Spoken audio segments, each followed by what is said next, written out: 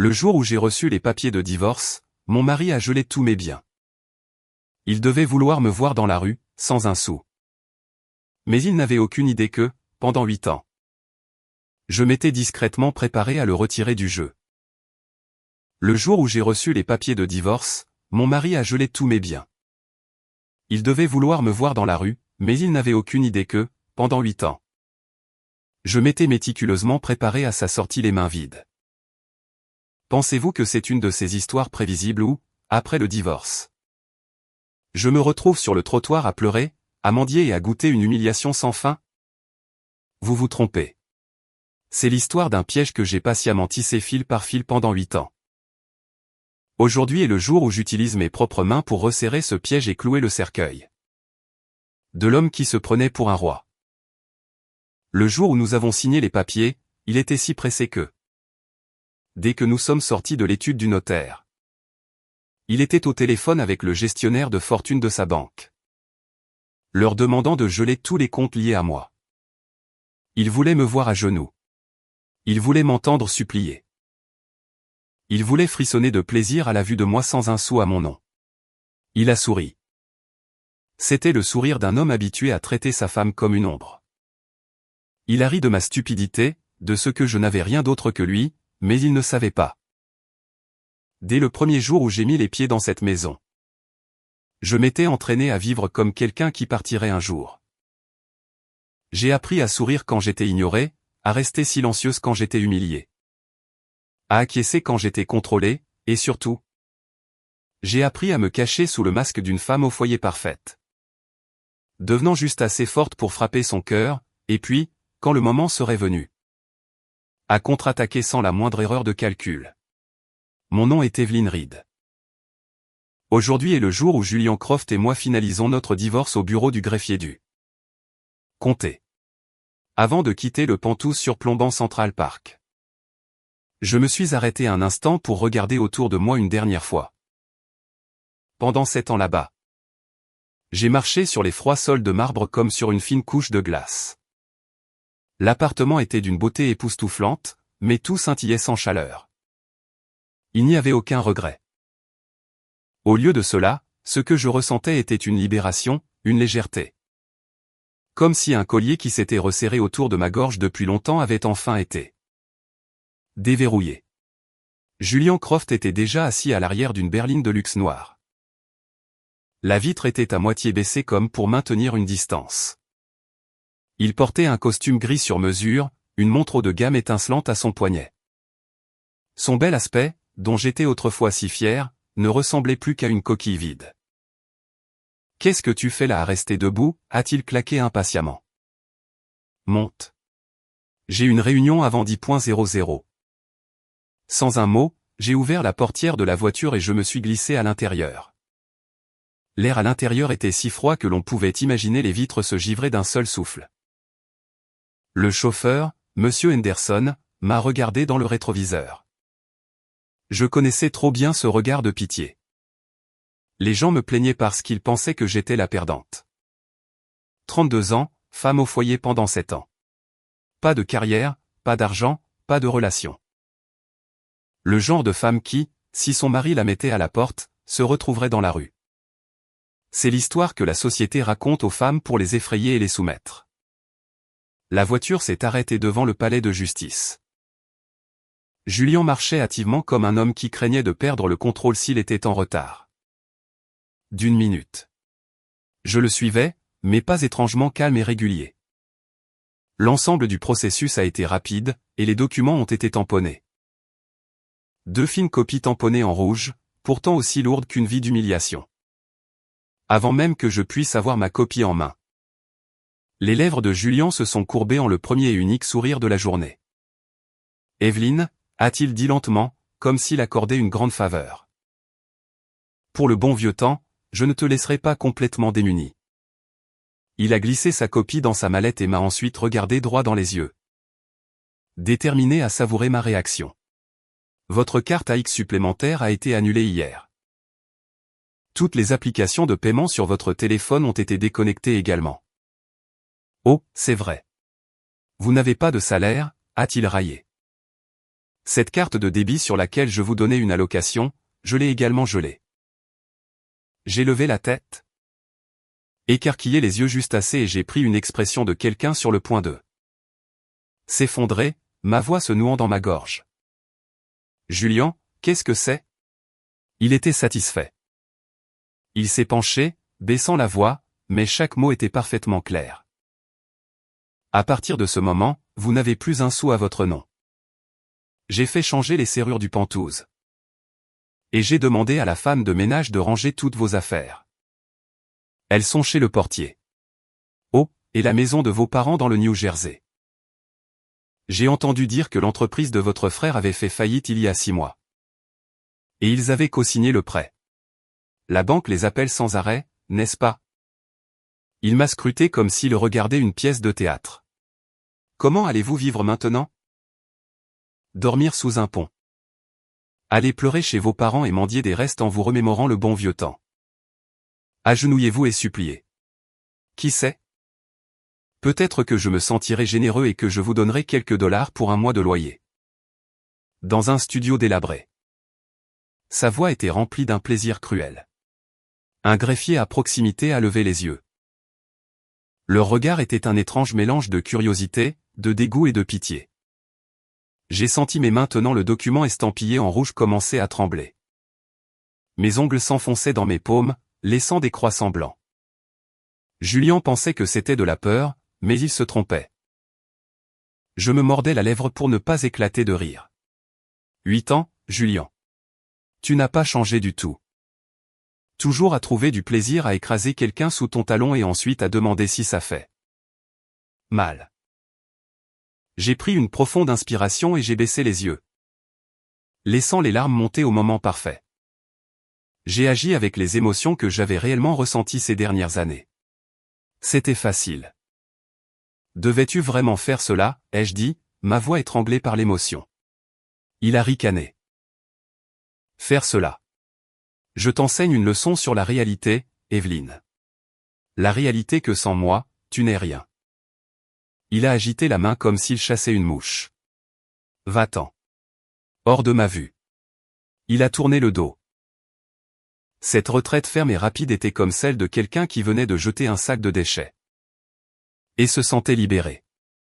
Je suis resté immobile et j'ai regardé la voiture s'éloigner.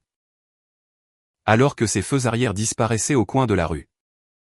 L'expression de victime qui avait obscurci mon visage s'est évanouie comme si j'avais enlevé un masque. J'ai levé la main et essuyé une seule larme du coin de mon œil. C'était une larme que j'avais pressée, pas une larme de douleur. J'ai ouvert le sac à main que je portais depuis 5 ans, et d'une poche cachée dans la doublure. J'ai sorti un vieux téléphone. C'était un vieux téléphone à clapet rayé, le genre que personne ne regarderait 2 fois. J'ai appuyé sur une touche de numérotation rapide, et avant que la première sonnerie ne se termine, l'autre extrémité a décroché. C'était une voix de jeune femme, concise. Evelyne, comment ça s'est passé? Comme nous l'avions prévu, ai-je répondu calmement. Il a tout bloqué de son côté. J'ai regardé le document rouge dans ma main. Puis j'ai jeté un coup d'œil dans la direction où Julien avait disparu et j'ai souri. Parfait. J'ai fait une pause un instant. Puis, comme pour baptiser une tempête, j'ai dit. Commençons. Activez le projet Typhon. Informez toutes les personnes impliquées. Tout doit bouger en parfaite synchronisation. J'ai raccroché et j'ai remis le vieux téléphone au fond de mon sac. Derrière moi, les gens croyaient encore que j'étais une femme pitoyable expulsée de chez elle. Mais je venais d'appuyer sur le bouton de démarrage d'une déchiqueteuse. Et au milieu de celle-ci se trouvait Julien Croft. En quittant le palais de justice, je n'ai pas hélé de taxi. J'ai marché exprès. Le ciel matinal de New York était déjà écrasant de soleil chaud. J'ai baissé le bord de mon chapeau. J'ai laissé les gens voir une femme fraîchement divorcée et sans le sou, perdue dans la vaste ville. Sentant la sueur couler dans son dos. Les regards passants étaient un mélange de pitié, de curiosité et d'indifférence. J'avais besoin de tout cela. Je devais faire croire à toute cette ville que j'avais touché le fond. J'ai marché jusqu'à un arrêt de bus au coin de la rue et je me suis assise sur le banc en métal. Quand j'ai ouvert ma paume, il n'y avait que quelques billets froissés et des pièces. 20,00 $, peut-être 10,00, et les pièces. Des accessoires parfaits pour cette pièce de théâtre de la pauvreté. J'ai délibérément compté l'argent à nouveau, m'assurant que la personne à côté de moi pouvait voir. Une femme vendant des billets de loterie m'a regardé. Rupture difficile, hein, ma chérie, a-t-elle demandé à voix basse. J'ai hoché la tête, laissant mes yeux rougir de manière appropriée. Ça passera. Il faut juste tenir le coup. J'ai souri et j'ai dit, merci. J'entendais des mots de réconfort comme cela depuis 7 ans. Chaque fois que Julien m'humiliait devant ses proches, je les entendais. J'y étais si habitué que je savais exactement à quelle hauteur baisser la tête pour éviter d'autres. Question. Un bus est arrivé. J'ai payé en espèces, je suis allé tout au fond et je me suis assise. L'odeur des gens, l'épuisement de la ville elle-même, tout mélangé. Dans mon esprit, les jalons de mon plan s'illuminaient comme des feux de signalisation. Le compte à rebours avait commencé au moment où Julien avait gelé mes comptes. Dans 3 heures, l'équipe financière de son entreprise recevrait son rapport de liquidité. Dans 6 heures, un client important du nord de l'État appellerait pour une perturbation du flux de trésorerie. Dans 24 heures, des rumeurs commenceraient à circuler parmi ces investisseurs. Je n'avais pas besoin de me précipiter. J'avais juste besoin de ne pas être en retard. Le bus s'est arrêté au terminus. Je suis descendu en tirant une vieille valise que j'avais préparée une semaine auparavant. À l'intérieur, il n'y avait que quelques vêtements simples. Une paire de chaussures plates et quelques cahiers minces. Je me suis engagé dans une petite ruelle, des enseignes scintillantes, des restaurants miteux. Des ateliers de réparation automobile et des logements individuels bondés. C'est ce que les gens appelaient le ventre de la ville. Exigu et bruyant, mais cela garantissait l'anonymat. Et l'anonymat, c'était ce dont j'avais besoin. Ma chambre était au 2e étage. Les escaliers étaient étroits. La rampe rouillée. Le concierge a ouvert la porte et m'a regardé de haut en bas. Juste votre dépôt est 1 mois de loyer. Chambre petite salle de bain partagée. J'ai hoché la tête et je lui ai tendu l'argent. Le super a regardé les quelques billets et a dit, d'accord. Faites-moi savoir si vous avez besoin de quoi que ce soit. Quand la porte s'est fermée, la pièce vide ne contenait qu'un cadre de lit en métal. Un vieux ventilateur et une seule ampoule jaunie. J'ai posé ma valise et je me suis assise sur le bord du lit. Le bruit des voitures flottait depuis la ruelle à l'extérieur. Je suis resté immobile pendant 5, puis 10 minutes. Juste au cas où quelqu'un me regarderait pour leur donner assez de temps pour signaler que j'avais emménagé dans un logement individuel délabré. J'ai pris un autre téléphone du fond de ma valise. Celui-ci était mince, la batterie pleine, le signal fort. J'ai appelé Maya, l'une des 2 seules personnes qui connaissait toute la structure du plan. Rapport. Comme vous l'aviez prédit, il a tout bloqué. Mais ne vous inquiétez pas. Les 3 comptes de secours au nom de la société Écran fonctionnent normalement. Les fonds sont sécurisés. Bien.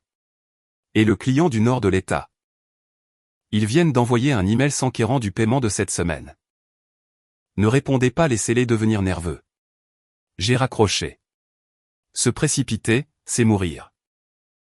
Ce soir-là, j'ai acheté un repas à 5,00 $ à un chariot de rue à l'entrée de la ruelle. J'ai payé avec de la monnaie. Le propriétaire m'a regardé avec pitié et a ajouté un peu de sauce supplémentaire. Je suis retourné dans ma chambre et j'ai mangé lentement. J'ai ouvert la fenêtre, laissant entrer la lumière du lampadaire. J'avais besoin de ces petits détails pour cultiver l'histoire de ma pauvreté. Le repas bon marché, la lumière jaune, une photo du papier peint qui s'écaille. Tout serait utilisé au bon moment et au bon endroit. À 21 heures, le vieux téléphone à clapet a vibré. Un SMS d'un numéro inconnu. J'ai entendu une rumeur. Tu es dans la rue. Je savais qui c'était. Suzanne, la femme d'un des plus proches associés d'affaires de Julien. Une femme qui aimait répandre les commérages. J'ai répondu brièvement, oui, je viens de trouver une chambre dans un logement individuel. Les 3 points d'une réponse en cours de saisie sont apparus longtemps. Julien peut être si cruel. Je n'ai pas répondu. Le silence serait interprété de la manière qui m'était la plus favorable.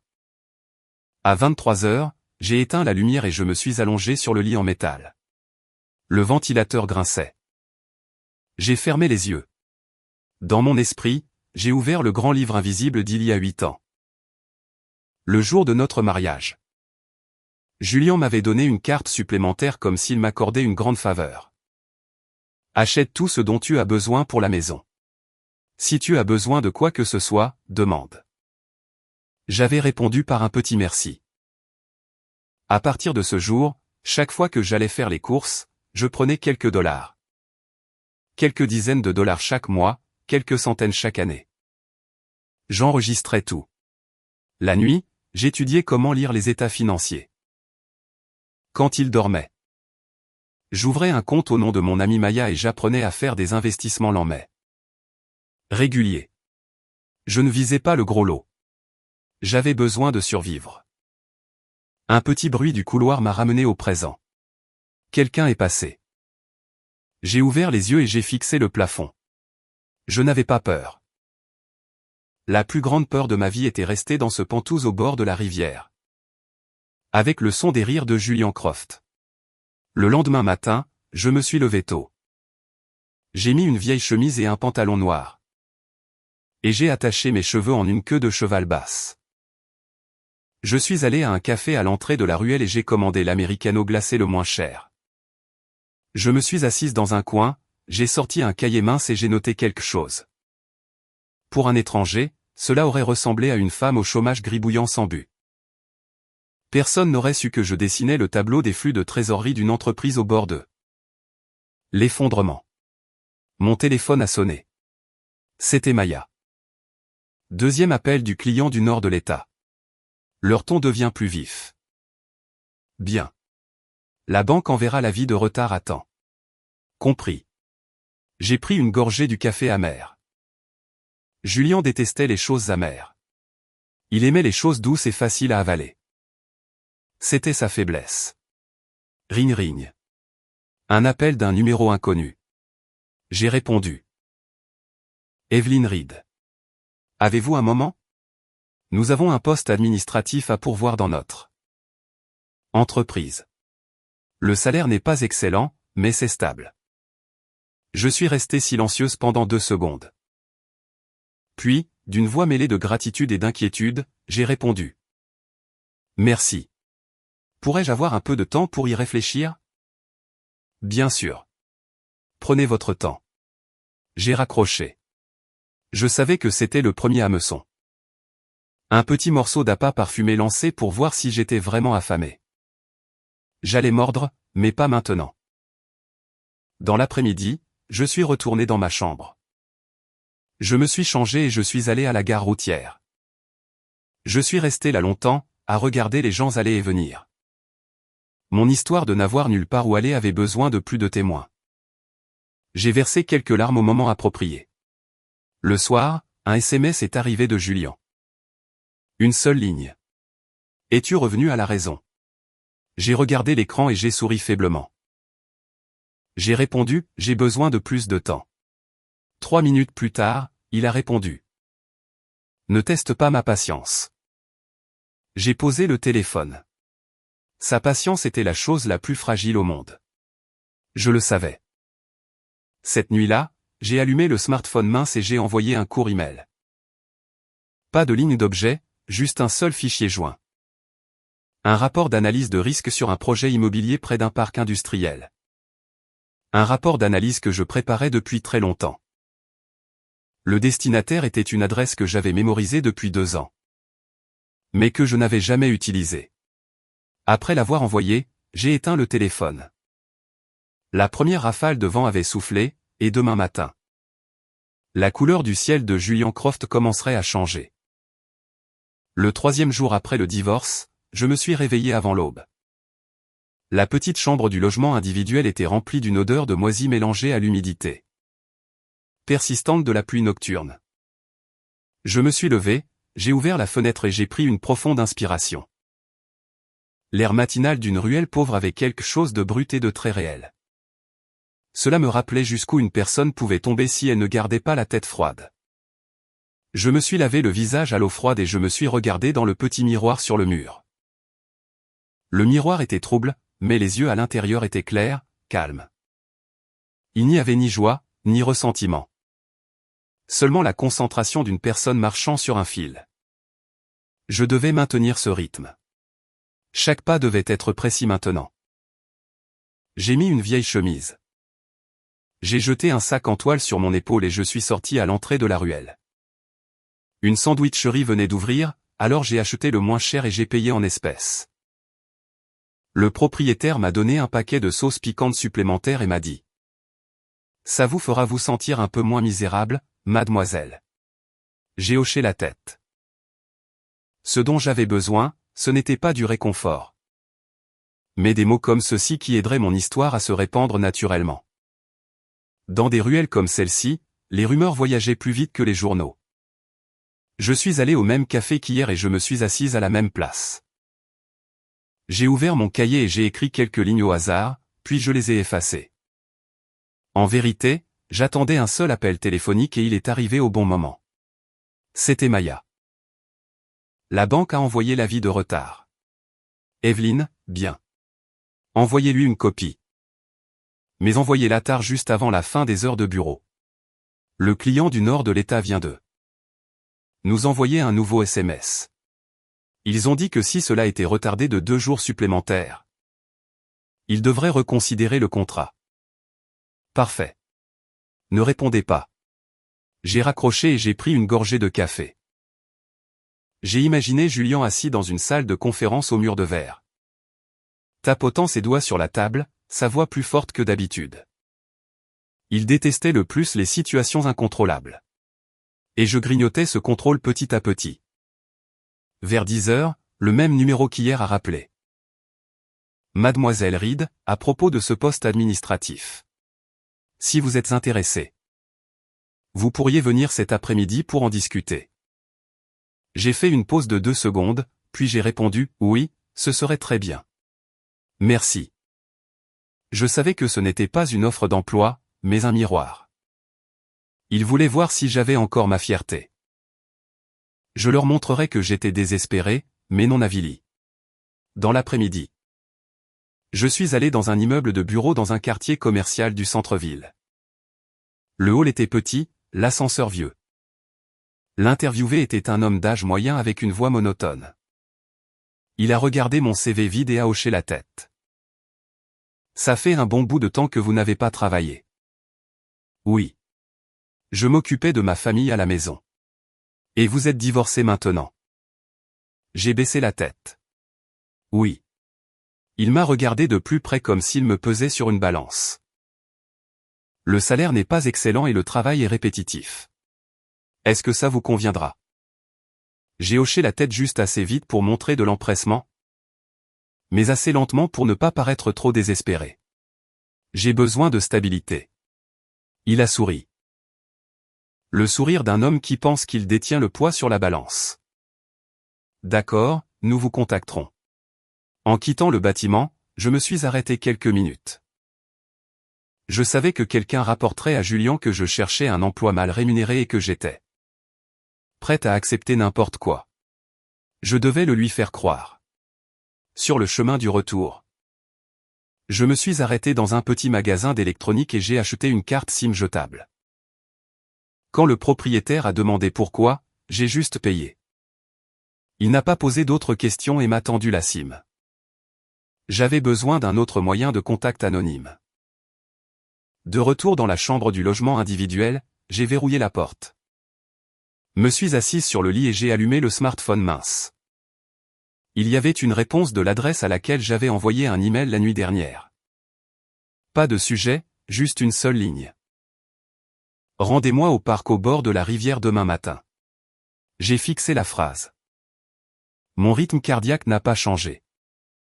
Il avait mordu à l'hameçon, mais les gros poissons résistent toujours à l'hameçon. Je devais être prête.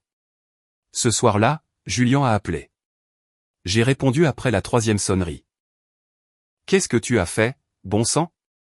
Sa voix commençait à devenir rauque. J'ai fait une pause un instant. Qu'est-ce que tu veux dire? Un avis de retard est arrivé de la banque. Le client n'arrête pas d'appeler. Qu'est-ce que tu as? Dis aux gens. J'ai souri faiblement et j'ai fait trembler ma voix. Je n'ai rien dit. Je ne sais rien de tes affaires, Julien. Il a grogné. Ne joue pas la bête. Je sais que tu n'es pas aussi simple qu'il n'y paraît. J'ai avalé ma salive. Tu me surestimes. Silence.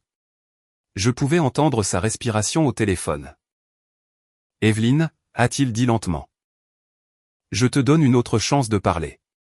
Je peux même t'offrir un peu de soutien. Du soutien. Le mot qu'il avait utilisé avec moi pendant 7 ans. J'ai fermé les yeux. Je me suis vu dans la cuisine organisant des registres la nuit. J'ai besoin de temps pour réfléchir. Je ne suis pas un homme patient. Je sais. J'ai raccroché en premier. C'était une petite chose, mais c'était suffisant pour le rendre mal à l'aise. Cette nuit-là, j'ai de nouveau fait ma valise. J'ai choisi les vêtements les plus simples, propres, mais discrets. Je devais ressembler à une femme qui venait d'échapper à un mariage. Pas d'accessoires, pas de glamour. J'ai mis l'ancien téléphone à clapet dans une poche extérieure et le smartphone mince dans une poche intérieure. Le lendemain matin, je suis arrivé au Riverside Park 15 minutes en avance. Le ciel était clair, le vent doux. Un homme était assis sur un banc, le dos tourné vers moi. Bonne posture, chemise blanche, pantalon foncé. Alors que j'approchais, il s'est retourné. Ses yeux étaient perçants, mais il n'y avait aucune suspicion en eux. Evelyn Reed. Oui. Et vous êtes Daniel Sterling. Je me suis assise sur le banc d'en face. Pas de poignée de main, pas de politesse. Votre rapport d'analyse était très intéressant, a-t-il dit. Où avez-vous obtenu les données? De mon expérience de vie. Il a levé un sourcil. Savez-vous à qui vous vous frottez? Oui. Et que voulez-vous? Je l'ai regardé droit dans les yeux. Que la vérité éclate et j'ai besoin d'une plateforme légitime. Il a souri faiblement. Et vous pensez que je vous ferai confiance? Vous n'avez pas à me faire confiance pour l'instant. Vous avez juste à vérifier. J'ai pris une mince liasse de documents de mon sac en toile et je l'ai posée sur le banc. Ce sont les écarts du dernier état financier trimestriel. C'est l'évaluation des risques juridiques. Pour la propriété. Et ceci. J'ai fait une pause, c'est le flux de trésorerie que personne n'aurait jamais dû voir. Daniel Sterling a feuilleté les pages sans un mot. Le vent a fait bruisser les bords du papier. Le temps a passé très lentement. Finalement, il a levé les yeux. Vous êtes plus calme que je ne l'espérais. J'ai attendu longtemps. Il a hoché la tête. D'accord. Je demanderai à mes collaborateurs de vérifier cela. Mais vous devez savoir qu'une fois que nous aurons commencé, il n'y aura pas de retour en arrière possible. J'ai souri. Il n'y a pas eu de retour en arrière pour moi depuis le jour où il a gelé mes comptes. Nous nous sommes levés. Il m'a tendu sa carte de visite. Attendez mon appel. J'ai pris la carte sans la regarder. Je savais que le jeu était passé à un nouveau tableau. Sur le chemin du retour, l'ancien téléphone à clapet a vibré. Un SMS d'un numéro inconnu. J'ai entendu dire que tu avais rencontré un étranger. Je n'ai pas répondu. J'ai levé les yeux vers le ciel. Des nuages s'amoncelaient. Le vent avait changé de direction. Et bien que Julian Croft ne le sût pas encore, il se trouvait dans l'œil d'un ouragan. Au moment où j'ai quitté le parc, la lumière du soleil s'était intensifiée. La lumière se reflétant sur la rivière scintillait comme une fine lame. La carte de visite de Daniel Sterling était ferme et solide dans ma poche. Un gage confirmant que le jeu s'était élargi. Je ne me suis pas précipité pour appeler Maya. À certains moments, le silence est le meilleur moyen de maintenir l'équilibre. J'ai marché le long du sentier de la rivière, me mêlant aux gens qui faisaient leur jogging matinal. Une vieille femme promenant son chien, des enfants à vélo. Des hommes d'âge moyen trottinant lentement. Personne ne me regardait. J'aimais cette sensation d'être invisible dans la foule, de pouvoir penser sans être observé. De retour dans ma chambre du logement individuel, j'ai verrouillé la porte et tiré les rideaux. J'ai placé les 2 téléphones sur le bureau et j'ai organisé mes papiers. Chaque dossier avait son but. Je ne laissais aucune place à l'émotion. Les émotions étaient un luxe rare, autorisé seulement tard le soir quand j'étais seul. Pendant la journée, j'étais une opératrice. À 11 heures précises, Maya a appelé. Monsieur Sterling a commencé sa vérification. Ils ont demandé 2 jeux de documents supplémentaires. Envoyez-leur ce que nous avons préparé. Rien de plus, rien de moins. Encore une chose. Maya a baissé la voix. Julien vient de terminer une réunion interne. J'ai entendu dire qu'il s'était fâché et avait frappé. Du poing sur la table. J'ai souri. Une réaction prévisible. Il utilise toujours le bruit de la table frappée pour cacher sa peur. J'ai raccroché et j'ai allumé mon vieil ordinateur portable. L'écran était un peu flou, mais c'était suffisant pour écrire. Je me suis connecté à un compte de messagerie anonyme et j'ai vérifié les réponses. Rien de nouveau. Je savais que des gens comme Daniel Sterling ne se précipiteraient pas pour répondre. Ils avaient besoin de temps pour confirmer que je n'étais pas une simple actrice imprudentée. Isolé. Pour le déjeuner, je suis descendu au restaurant de la ruelle. Le propriétaire a demandé, « Ce sera quoi aujourd'hui ?» La même chose qu'hier. Le propriétaire a hoché la tête et a servi la nourriture. Un homme à la table d'à côté parlait fort au téléphone des prêts et des dates d'échéance. J'ai entendu mais je n'ai pas essayé d'écouter. À un moment comme celui-ci. De telles conversations ne faisaient que me rappeler la respiration haletante de Julien. Après avoir mangé, je suis retourné dans ma chambre et je me suis allongé un moment. J'avais besoin de conserver mon énergie. Des vagues allaient arriver dans l'après-midi. Vers 15 heures, l'ancien téléphone à clapet a vibré. Un SMS de Julien. « Qu'est-ce que tu fais ?» Je l'ai lu et je n'ai pas répondu. 5 minutes plus tard, il a appelé. J'ai répondu. Je suis sorti, ai-je dit d'une voix fatiguée. Où ? À la recherche d'un emploi. Un emploi. Il a ricané. Où ? N'importe où qui paie un salaire. Il est resté silencieux pendant quelques secondes. Je pouvais entendre sa respiration clairement. Tu penses pouvoir vivre avec ce genre de petite monnaie ? Je n'ai pas le choix. J'ai fait en sorte que ma voix semble presque larmoyante. S'il te plaît, ne me complique pas la vie, a-t-il soupiré, sa voix s'adoucissant. Reviens et parlons-en. Je peux te donner un peu d'argent. Pas beaucoup, mais assez pour vivre. Combien, ai-je demandé, pas parce que j'en avais besoin, mais pour le tester. 30 000,00 $. J'ai fermé les yeux. 30 000,00 $. Un montant qu'il avait autrefois dépensé pour un dépôt pour un dîner d'affaires décontracté. J'y penserai. Je n'attendrai pas longtemps. Je sais. J'ai raccroché. Ma main ne tremblait pas. Je savais qu'il perdait patience. Et quand les gens perdent patience, ils font des erreurs. Immédiatement, un SMS est arrivé de Maya. Il vient d'ordonner à son équipe juridique de réexaminer les biens matrimoniaux. Ils ne trouveront rien à réclamer. Il commence à me soupçonner. Laissez-le soupçonner. Je me suis levé et j'ai ouvert la fenêtre. Le ciel commençait à se couvrir. Les nuages étaient épais et bas. J'aimais les après-midi comme ça. Ils pèsent sur l'esprit des gens et les rendent plus susceptibles de glisser. Le soir, un email est arrivé de Daniel Sterling.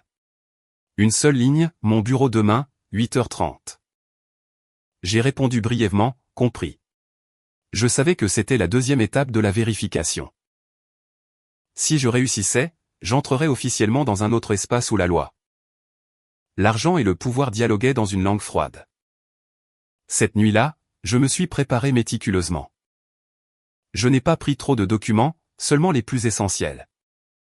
Je devais prouver que je savais où m'arrêter. Le lendemain matin, je portais une simple chemise blanche, un pantalon noir et des chaussures plates. Je suis arrivé au bureau de Sterling à l'heure. Le bâtiment était haut, le hall spacieux, l'éclairage blanc. Je suis passé devant la réception et j'ai donné mon nom. Une assistante m'a conduite à une petite salle de conférence. Daniel Sterling est arrivé 5 minutes après moi. Il a posé un dossier sur la table. Nous avons fait une enquête préliminaire. Le problème n'est pas petit. Il m'a regardé. Il n'y avait plus de suspicion dans ses yeux. Que voulez-vous de nous? Je veux que la vérité soit mise sur la table conformément à la procédure. Vous savez que cela provoquera une contre-attaque de sa part. Je suis préparé. Sterling a hoché la tête. D'accord. Nous allons poursuivre l'enquête approfondie. Pendant cette période, vous ne devez pas avoir de contact direct avec la cible. Compris. Encore une chose, a-t-il ajouté. Vous avez besoin d'une meilleure couverture, d'une position légitime. Je comprends. Pouvez-vous arranger cela? C'est possible, mais vous devrez prouver vos capacités. J'ai souri. Je fais ça depuis 8 ans. Il s'est levé et m'a tendu la main. Cette fois, nous nous sommes serrés la main. Une poignée de main brève et ferme. Alors que je quittais le bâtiment, un SMS est arrivé de Julian. Je viens te chercher ce soir. J'ai fixé le SMS. Sa perte de contrôle était palpable dans chaque lettre. J'ai répondu, ce serait inconfortable. Tu m'évites. Je suis juste fatigué. L'indicateur de saisie est apparu longtemps. Je te trouverai. J'ai éteint l'écran. Je savais qu'il me trouverait. Et je savais que chaque pas qu'il faisait maintenant laissait une trace. Je suis retourné à mon logement individuel et j'ai préparé un petit sac. Non pas pour fuir, mais pour être prête. J'ai regardé la petite pièce. Soudain, elle ne ressemblait plus à un abri temporaire. C'était une gare de transit, un endroit où j'avais tenu bon quand tout le reste s'était effondré. Dehors, il a commencé à pleuvoir. De grosses gouttes tombaient sans relâche. Je me suis assise sur le lit, j'ai ouvert mon carnet et j'ai écrit une seule ligne. Deuxième étape, l'ennemi se révèle. Je l'ai souligné. Cette pluie ne ferait pas que mouiller les rues. Cette nuit-là, la pluie est tombée longtemps. Je suis restée assise, le dos appuyé contre le mur, écoutant le bruit des gouttes de pluie sur le toit en tôle. C'était comme un battement régulier pour les pensées dans ma tête.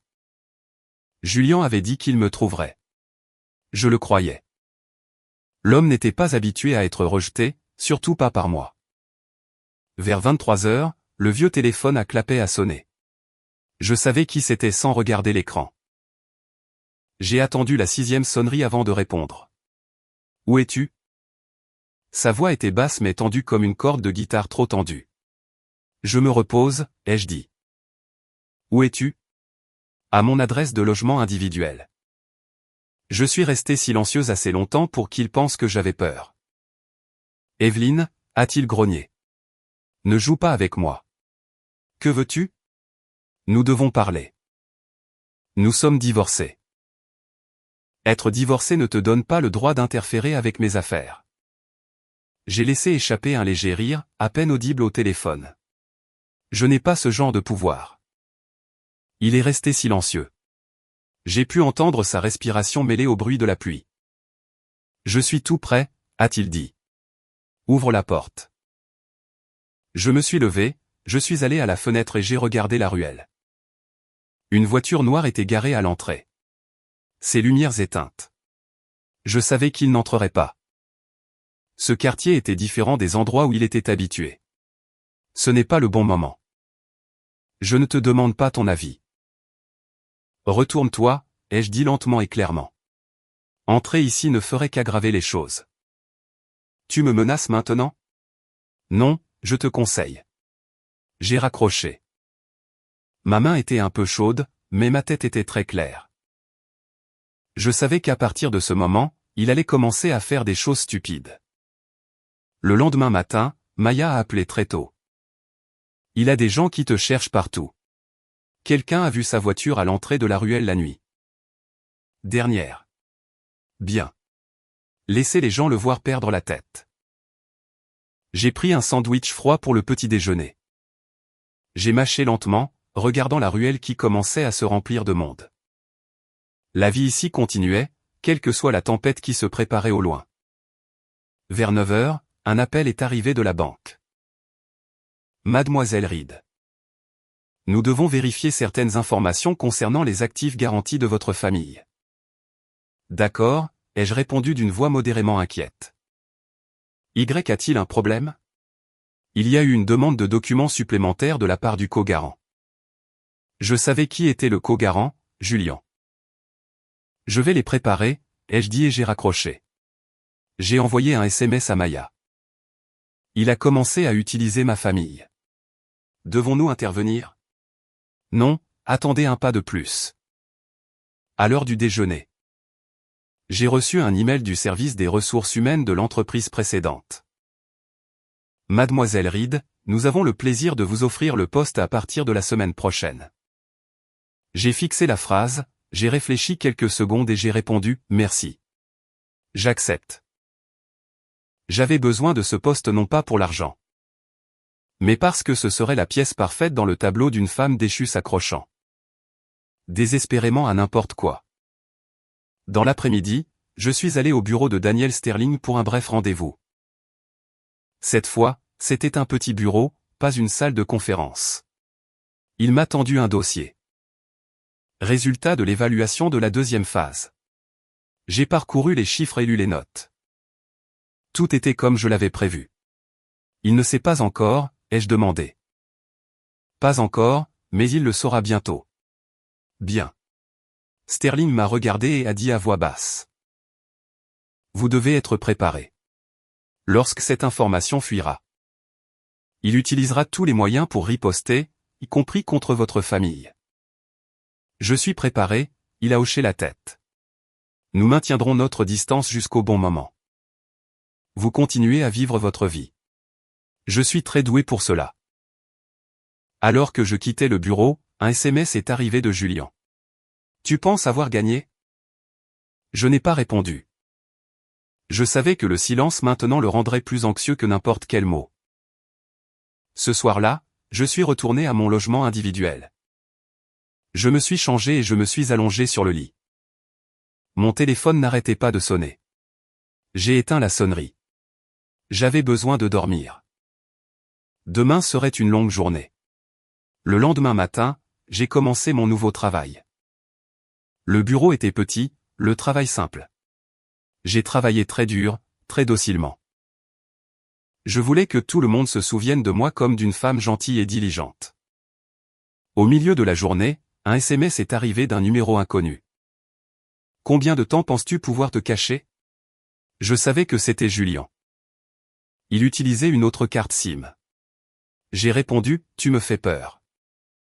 L'indicateur de saisie est apparu. Tu devrais avoir peur. J'ai posé le téléphone et j'ai pris une profonde inspiration. Je sentais le filet se refermer. Mais je n'étais pas au milieu du filet. J'étais dehors, tirant les ficelles. Dans l'après-midi, Maya a appelé. Il vient de faire un gros transfert d'argent anormal vers une société intermédiaire. Très hâtivement. J'ai fermé les yeux. Il creusait sa propre tombe. Devrions-nous le bloquer? Non, laissez faire. Le soir, ma mère a appelé. Sa voix était inquiète. Evelyne? Quelqu'un de la banque est passé poser toutes sortes de questions. Qu'est-ce qui se passe? Maman? Ne t'inquiète pas. Je m'en occupe. Tu vas bien? Je me suis mordu la lèvre. Je vais bien.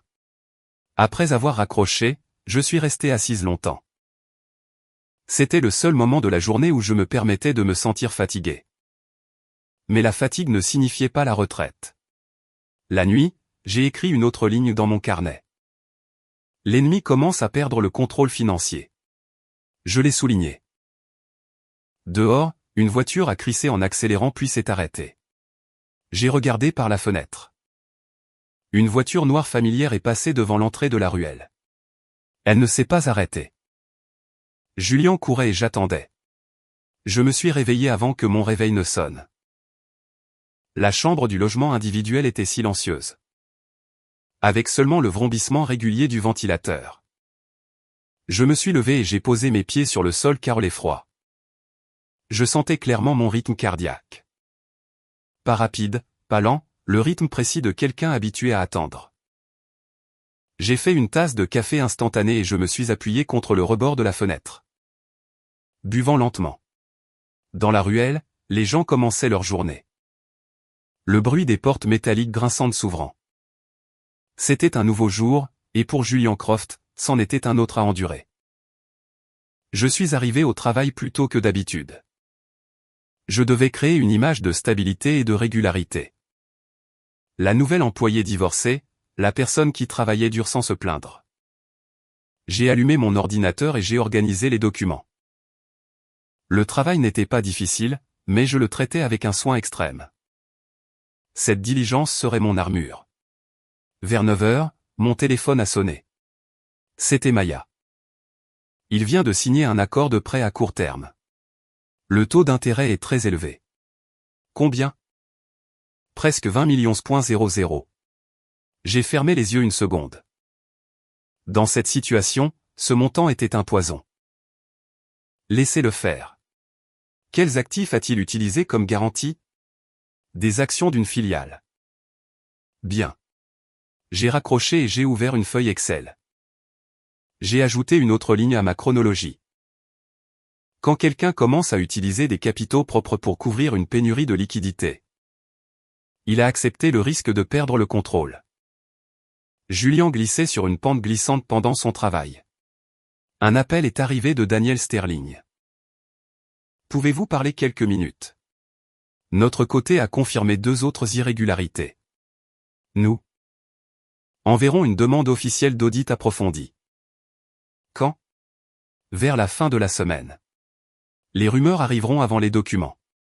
J'ai souri. C'était plus que suffisant. Sterling a hésité. Vous allez bien? Je vais bien. Et votre famille? Je les ai informés à l'avance. Il a laissé échapper un petit soupir. Bien. Nous vous soutiendrons en coulisses. Après l'appel, je suis retourné à l'écran de mon ordinateur. Mes mains ne tremblaient pas. Tout se déroulait conformément au plan. Pour le déjeuner, j'ai mangé avec mes collègues de bureau. Ils parlaient de leurs enfants, du coût de la vie, du loyer. J'écoutais, de temps en temps, en hochant la tête. Je ne parlais pas de moi. Ce n'était pas nécessaire. Moins les gens en savaient, plus j'étais en sécurité. Dans l'après-midi, Julien a appelé. J'ai regardé l'écran, j'ai hésité une seconde, puis j'ai répondu, où es-tu? Au bureau? Le bureau? Oui, je travaille. Il a laissé échapper un rire sec. Quel genre de travail? Dans ce tout petit bureau. Le travail? C'est le travail. Nous devons nous rencontrer. Je ne suis pas à l'aise avec ça. Tu m'évites. Je ne t'évite pas. Alors rencontre-moi. Calme-toi. Ma voix était douce, pas provocatrice. Calme-toi, a-t-il grogné. Tu me ruines. Je suis restée silencieuse. Evelyne. Il a baissé la voix. Combien veux-tu? J'ai fermé les yeux. C'était la question que j'attendais. Je ne fais pas de deals. Je te donnerai 50 000,00 $. Non, 200 000,00. J'ai souri faiblement. Tu penses que tout a un prix. Ne sois pas hypocrite. Je ne le suis pas. Je suis juste fatigué. J'ai raccroché avant qu'il ne puisse répondre. Immédiatement, une avalanche de SMS est arrivée. Je ne les ai pas lus. J'ai éteint l'écran. Après le travail, je ne suis pas rentré directement au logement individuel. J'ai rendu visite à mes parents dans leur maison de banlieue du New Jersey. Je devais les voir. Je devais m'assurer qu'ils étaient en sécurité. Mon père était assis sur le porche.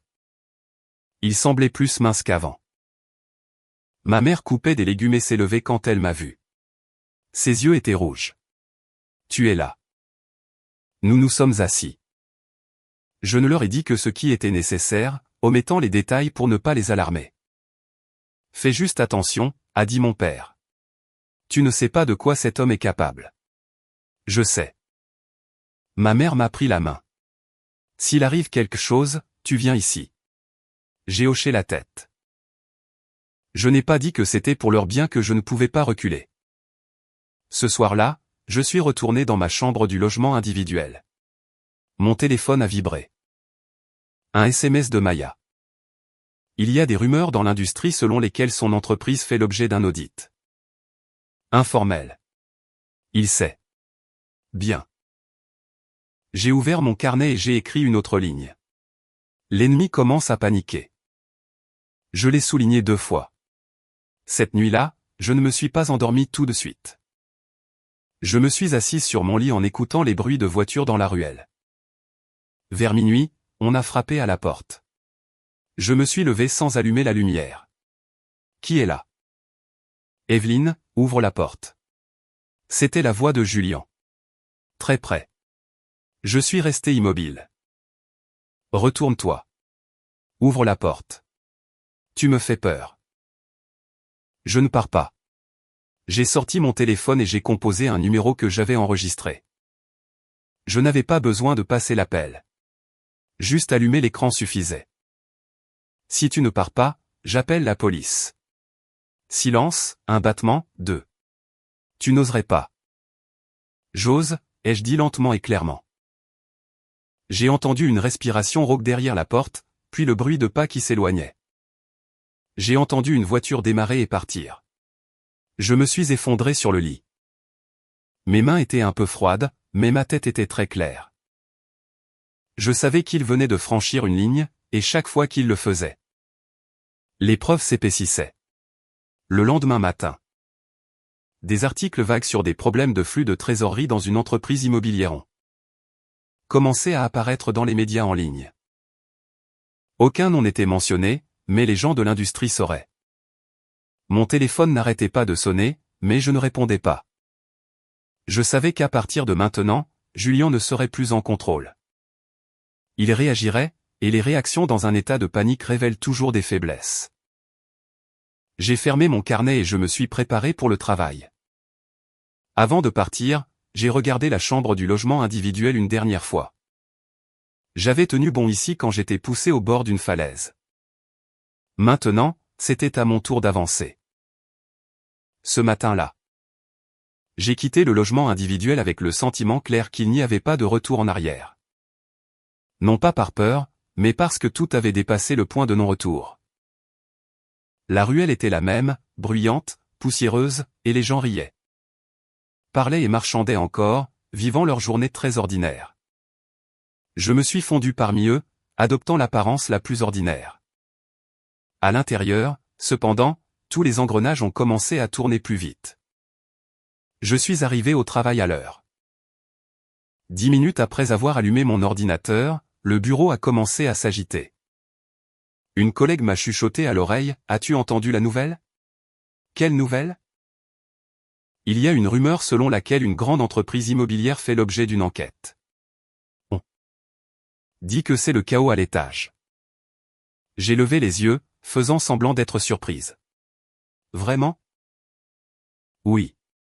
Une amie qui travaille dans une banque a dit qu'il y avait un problème avec leur flux de trésorerie. Je n'ai pas dit plus, j'ai juste hoché la tête. Le fait que la rumeur ait atteint les employés les moins bien classés signifiait que la panique s'était installée aux étages supérieurs. Vers 10 heures, le vieux téléphone à clapet a sonné. C'était Maya. Il a convoqué une réunion d'urgence avec ses avocats. Qu'a-t-il demandé à ton sujet? Evelyne? Il a demandé avec qui tu avais été en contact. Qui est derrière toi? Personne n'a pu répondre. J'ai souri. J'ai raccroché. Je savais que Julien fouillait tous les recoins de sa mémoire. cherchant toute personne sur qui j'aurais pu compter. Mais au cours des 8 dernières années, j'étais devenue très habile à me rendre insignifiante. J'ai déjeuné seul. J'avais besoin d'espace pour réfléchir. Daniel Sterling avait dit que les rumeurs précéderaient les documents. Et quand les documents arriveraient, ce ne serait pas un seul coup, mais une chaîne d'attaques. Je devais m'assurer de ne pas m'immiscer trop tôt. À 14 heures précises, j'ai reçu un email interne au travail. C'était une annonce pour un court stage de formation sur les processus financiers. Je me suis inscrite immédiatement. J'avais besoin d'apparaître dans plusieurs lieux légitimes, laissant une trace claire de travail. Pendant la formation, mon téléphone n'arrêtait pas de sonner. Un numéro inconnu. Je n'ai pas répondu. Puis un SMS est arrivé. Tu te crois si intelligente. Je n'ai pas répondu. Immédiatement, un autre SMS est arrivé. Ne me provoque pas. J'ai posé mon téléphone face contre terre sur le bureau. Je savais qu'il essayait de m'entraîner dans une conversation émotionnelle. Je ne tomberai pas dans ce piège. Après le travail, alors que je quittais l'entrée principale, j'ai vu une voiture noire familière garée de l'autre côté de la rue. Mon cœur a battu un peu plus vite, mais mon visage est resté calme. Je n'ai pas regardé dans cette direction et j'ai marché droit devant moi. La portière de la voiture s'est ouverte en grand. Evelyne, sa voix a appelé mon nom au milieu de la rue, insouciante des regards environnants. Je me suis arrêté et je me suis retourné. Qu'est-ce que tu fais ici? Monte dans la voiture. Il s'est approché et m'a bloqué. Son visage était plus émacié, ses yeux injectés de sang, son col de travers. Viens avec moi. Je ne veux pas faire de scène. C'est toi qui fais une scène en ce moment, ai-je dit, juste assez fort pour qu'il m'entende. Retourne-t'en. Tu penses que ta petite comédie peut me tromper? Je ne sais pas de quoi tu parles. Il a ricané, mais son sourire était déformé. Qui as-tu rencontré? Que leur as-tu envoyé? Je l'ai regardé droit dans les yeux. Tu as peur, n'est-ce pas? Une seconde de silence. Je l'ai clairement vu tressaillir. Je n'ai pas peur, a-t-il grogné. Tu as peur, ai-je répété d'une voix calme. C'est pourquoi tu es ici. Il a tendu la main et a saisi mon poignet. La prise n'était pas forte, mais elle était suffisante pour sentir sa perte de contrôle. Lâche-moi, ai-je dit. Laisse-moi partir. Viens avec moi, a-t-il sifflé. J'ai dit, lâche-moi, ai-je répété plus fort cette fois. Les gens autour de nous ont commencé à fixer. Un agent de sécurité s'est approché. Tout va bien ici? Julien a hésité. J'ai profité de ce moment pour retirer ma main. Ce n'est rien, ai-je dit à l'agent. Juste une connaissance qui a eu un malentendu. L'agent a regardé entre nous et a hoché la tête, mais ses yeux sont restés méfiants. Julien a fait un pas en arrière. Tu penses que je vais laisser passer ça? Je m'en fiche que tu laisses passer ou non. Tu vas le regretter. Je l'ai regardé lentement. Tu l'as déjà dit. Je me suis retourné et je suis parti. Cette fois, il ne m'a pas suivi. De retour dans mon logement individuel. J'ai verrouillé la porte et je me suis appuyé dessus pendant quelques secondes, non par peur, mais pour confirmer une chose. Il avait laissé une trace devant des témoins. J'ai allumé mon téléphone et j'ai envoyé un court SMS à Daniel Sterling. La cible m'a approché et fait pression sur moi dans un lieu public. Moins de 10 minutes plus tard, il a répondu « Noté ». Le soir, Maya a appelé. Il essaie d'obtenir un autre prêt. Mais de nombreux endroits le refusent. Les rumeurs donnent une mauvaise image de ses finances. Bien. Es-tu inquiète qu'il fasse quelque chose de drastique? Je suis resté silencieuse un instant. Je le suis. C'est pourquoi nous devons être plus rapides. Cette nuit-là, je suis resté au lit, fixant le plafond. L'image de Julien au milieu de la rue, ses yeux flous m'est venue à l'esprit avec vivacité. L'homme qui croyait autrefois pouvoir tout contrôler était maintenant consumé par sa propre panique. J'ai ouvert mon carnet et j'ai continué à écrire. L'ennemi commence à faire des erreurs publiques par contact direct. Je l'ai souligné 3 fois. Dehors, le vent soufflait fort et les fenêtres cliquetaient légèrement. J'ai tiré la couverture et j'ai fermé les yeux. Demain, les documents arriveraient. Et quand ils arriveraient, tout ne serait plus seulement une rumeur. Le lendemain matin, je me suis réveillé très tôt, non pas parce que j'avais mal dormi, mais parce que mon corps s'était habitué à avoir une longueur d'avance. Une faible lumière du soleil pénétrait par la fenêtre du logement individuel, illuminant le petit bureau couvert de notes. J'ai fait du café et je l'ai bu lentement, relisant tout ce que j'avais écrit au cours des derniers mois. Chaque chronologie correspondait sans la moindre erreur. Cela me rendait étrangement calme. Je suis arrivé au travail plus tôt que d'habitude. L'atmosphère aujourd'hui était complètement différente. Les gens étaient rassemblés en petits groupes parlant à voix basse ou avaient le visage plongé dans leurs ordinateurs, mais leurs yeux continuaient de jeter un coup d'œil à l'extérieur. Vers 9 heures, tous les employés ont reçu l'ordre de rester à leur bureau. Un email interne a été envoyé, demandant la coopération avec le travail de l'équipe d'audit aujourd'hui. L'atmosphère s'est figée. J'entendais clairement des respirations haletantes, le bruit des chaises qui raclaient. Certaines personnes se sont levées paniquées, puis se sont rasseoies. Pas moi. J'attendais ce moment depuis longtemps. Environ 15 minutes plus tard, un groupe de personnes est entré. Costumes sombres, badges clairement visibles sur leur poitrine. Personne n'a dit grand-chose. Mais leur simple présence a fait que tout l'étage a retenu son souffle. Ils sont allés directement dans la zone des bureaux des cadres. Et les portes vitrées se sont fermées. J'ai gardé la tête baissée et j'ai travaillé comme d'habitude. Vers midi, un SMS est arrivé de Maya. Ça a commencé, ai-je répondu brièvement. Procédez comme prévu. Elle a envoyé un emoji de cercle. J'ai compris. Ce déjeuner, personne n'avait envie de manger. J'ai quand même mangé mon humble repas à emporter. J'ai mâché lentement. Je ne ressentais pas un sentiment de triomphe, mais une sensation de vide très familière. Quand un but est à portée de main, une personne n'est plus excitée. Seule une froide sérénité demeure. Alors que l'après-midi commençait, mon téléphone a sonné. C'était le numéro de Julien. Je l'ai fixé quelques secondes, puis j'ai répondu « Qu'est-ce que tu as fait ?» Sa voix était dénuée de la menace familière. « Je travaille. Tu penses que tu as gagné. Je ne joue pas à des jeux de victoire ou de défaite. » Il a laissé échapper un rire grognant. « Ne sois pas fausse. Tu m'as poussé à ça. Tu es venu ici toi-même, ai-je dit. Tu penses que tes menaces peuvent me tuer. Je pense que la loi suffira. » Un long silence a suivi. J'ai pu clairement entendre sa respiration haletante au téléphone. « Que veux-tu » J'ai fermé les yeux une seconde. « Je veux que tu arrêtes et que tu ne touches pas à ma famille. Tu penses qu'il me reste quelque chose à perdre ? Si, ai-je dit doucement. Ton dernier lambeau de dignité.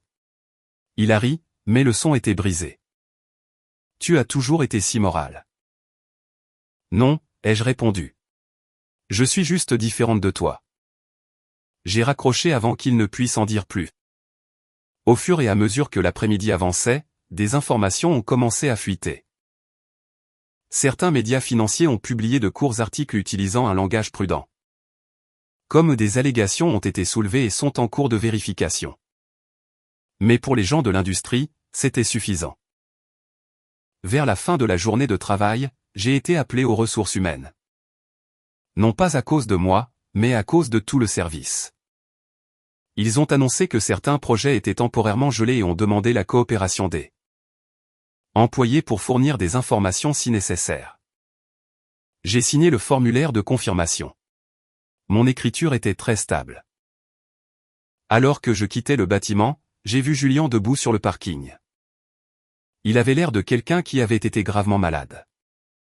Sa chemise était froissée, ses cheveux en désordre, et ses yeux ne cessaient de vagabonder. « Nous devons parler » a-t-il dit. « Pas ici. Je ne veux pas que tu fasses de scène » il a ricané, mais seulement un instant. « J'ai tout perdu. Tu as encore le droit de coopérer. Facile à dire, il s'est approché de moi. Sais-tu ce que je pensais autrefois? Qu'après le divorce, tu serais complètement perdu. Je l'ai regardé longtemps. Tu avais tort. Tu ne m'as jamais aimé. Si, ai-je dit. Mais l'amour ne signifie pas une endurance éternelle. Il a reculé et s'est appuyé contre une voiture. Je ne comprends pas. Tu n'as pas besoin de comprendre, ai-je répondu. Tu as juste besoin de prendre tes responsabilités. Un homme de son équipe juridique s'est approché et lui a dit quelque chose. Julien a hoché la tête et m'a regardé à nouveau. Ce ne sera pas facile pour toi non plus. De même pour toi, ai-je dit. Il est monté dans sa voiture et a claqué la portière. Cette nuit-là, je ne suis pas retourné au logement individuel. Je suis allé à l'appartement de Maya. Elle a ouvert la porte et m'a serré dans ses bras. Evelyne, tu vas bien? Je vais bien. Il a été convoqué pour un interrogatoire supplémentaire. Je sais. Nous nous sommes assis par terre et avons mangé des ramen instantanés. Dehors, sur le balcon, les lumières de la ville étaient vives. Maya m'a regardé longuement. Tu regrettes? J'ai réfléchi un instant. Non. Oui. Alors pourquoi continues-tu?